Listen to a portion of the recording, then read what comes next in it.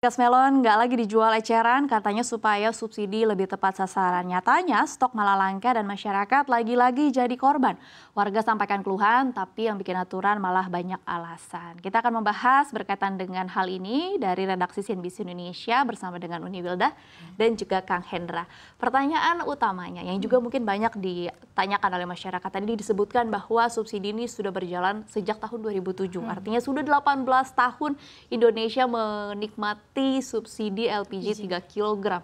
Kenapa akhirnya sekarang diakhiri? Dan apa alasan dibalik kebijakan baru ini? Silakan, Uni Wilda. Kalau untuk yang kebijakan terbaru ini sebenarnya subsidi masih ada. Subsidi LPG 3 kg masih ada. Hanya mungkin sekarang tata kelola mata rantai distribusinya sih sekarang yang terlihat ingin diatur oleh pemerintah. Kayak biasanya LPG bisa dijual di agen, pangkalan, bahkan sampai tingkat pengecer. Pengecer itu bisa kayak kamu bisa temukan di warung-warung atau di kaki lima atau apa, itu namanya pengecer.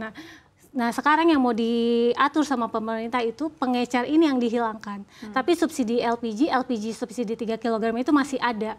Hanya penjualnya aja, mata rantai distribusinya aja yang dipangkas nih, yang biasanya sampai pengecer, sampai warung, sampai pokoknya di kaki lima, pokoknya terdekat dari lokasi rumah atau usaha kita ada.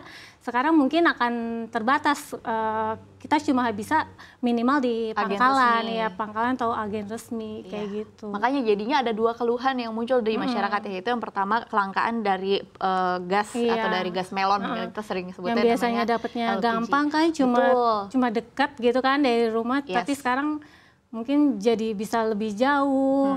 Dan yang kedua dari pedagang juga mengeluhkan berarti bahwa mereka juga jadinya nggak bisa lagi berdagang dari produk ini. Mungkin pertanyaan saya selanjutnya, penemuan dari tim liputan redaksi CNBC Indonesia yang mungkin sudah melihat ke lapangan atau juga sudah mendengar testimoni-testimoni dari sejumlah masyarakat seperti apa, Kang Hendra? Oke, Dina, jadi memang ini kita sebagai redaksi itu sempat dapat laporan ya dari pekan lalu itu.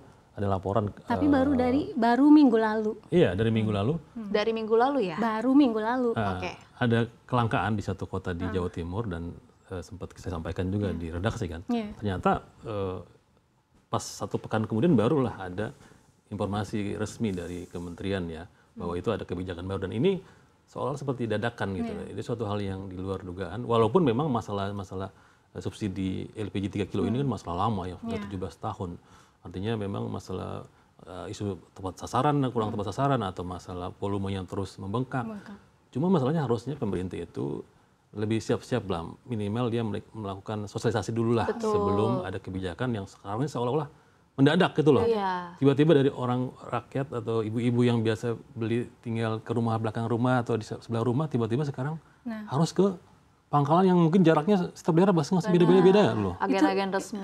Iya, itu juga mendadak. Kalau kita nggak dapat laporan juga dari lingkungan sekitar kita ya, itu mungkin pemerintah sampai sekarang nggak akan merilis adanya aturan baru ini. Tiba-tiba bisa chaos. Kenapa chaos kita nggak tahu. Tiba-tiba gas melon udah nggak ada. Itu juga baru bisa dibilang kan baru pekan lalu tuh kita mendapat statement dari pemerintah, itu juga ketika kita sebagai media, sebagai wartawan menanyakan langsung ke pemerintah ada kebijakan apa nih, kok tiba-tiba di lapangan ada mulai kelangkaan gitu. Nah, sebelum itu tidak ada pernyataan sama sekali bahwa pemerintah mau mengeluarkan kebijakan ini loh, kayak gitu.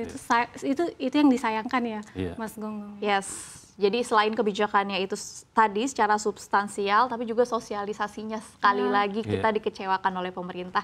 Kali ini sosialisasinya mepet dan akhirnya masyarakat soalnya ini masalah hajat hidup orang banyak. Jadi korban. Dan ibu-ibu. Dan dengan dapur ibu-ibu.